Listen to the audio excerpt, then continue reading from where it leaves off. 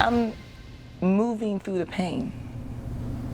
You get what I'm saying? I'm in the auto drive.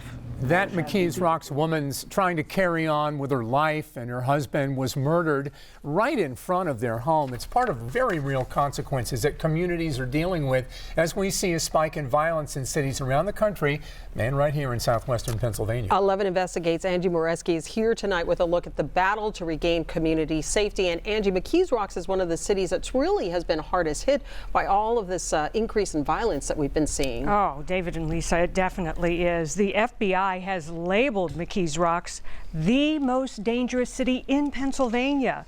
When you look at Allegheny County, McKees Rocks and neighboring Stowe Township together make up about 1% of the population, but they had nearly 10% of all homicides in 2021.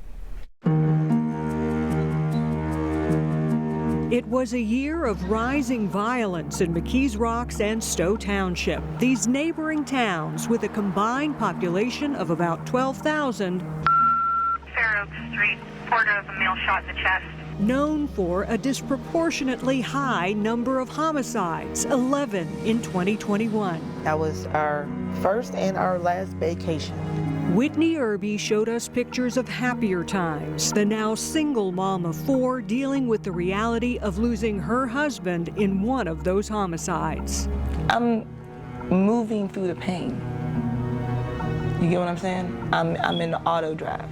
Brian Irby was killed in a shooting right outside their home on Fair Oak Street this past October. I didn't want to move out of the bed. The kid was like, Mom, you have to eat.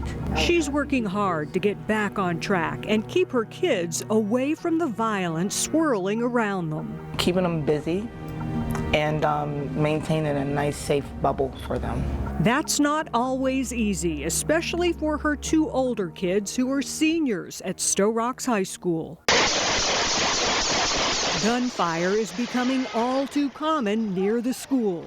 We're not proud of that fact, naturally. Stowe Township Police Chief Matt Preininger says the amount of gun violence and homicide last year was an eye-opener. It seems like the first answer is to just jump for, a firearm. And, and a lot of these individuals that are getting hold of these firearms are teenagers, like 14, 15, 16-year-old kids. They are taking steps to try and curb the violence here in Stowe, like hiring more full-time police officers and making a point of having a physical presence here in the community at key times, like here at the high school during dismissal every day, to try and deter any simmering conflicts. This is the camera system for Broadway. And they've installed a battery of public surveillance cameras around town as a tool to help solve crimes.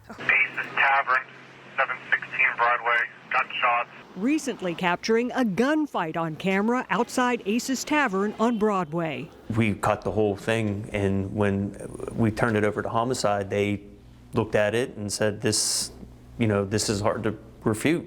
Is it safe to walk these streets anymore? I believe it is. I really do believe it is. But Stowe Township Commissioner Daryl Chestnut says community leaders do realize they have a problem. Our biggest concern as commissioners are the public safety. I mean, that should be number one.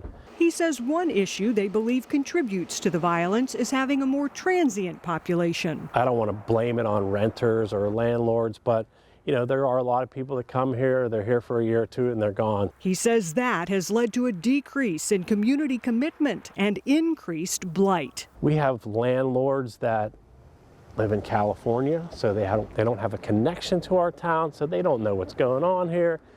The renters leave, they don't tell them they left, windows are open, the weather gets inside, next thing you know, the house collapses. That's exactly what happened here to a home on Race Street this past summer. It was one of more than 100 homes throughout the community in recent years in danger of collapsing. So we took 10 or 11 houses just off of this Ridge Avenue alone. Wow. Yes. Instead of waiting for the rest to fall, the township started demolishing abandoned homes, including one right next to the historic tunnel in the center of town. It was dangerously close to collapsing onto Tunnel Way, and we decided it had to come down. It's part of a strategy to clean up blight to help turn things around. I want kids and families to come and walk down Broadway and feel safe.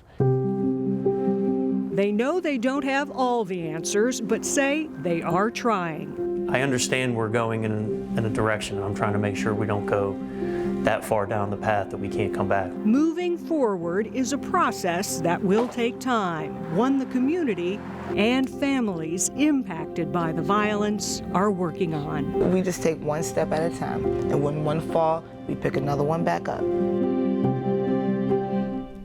And another thing Stowe Township is looking at to add to their arsenal in fighting crime and violence, facial recognition cameras. They're testing out several in the community right now and are evaluating whether the cost of that could bring in enough benefit. And David and Lisa, they're already seeing such a benefit from those security cameras posted all over town. This could add a whole new dimension to that with facial recognition and actually tracking suspects in drug dealing hotspots. Yeah, fingers crossed on that. I know this is so important to you. You are from there and you want your hometown to be safe. I do indeed. A lot of good people there. Yeah, All right, good thank you, report, Angie.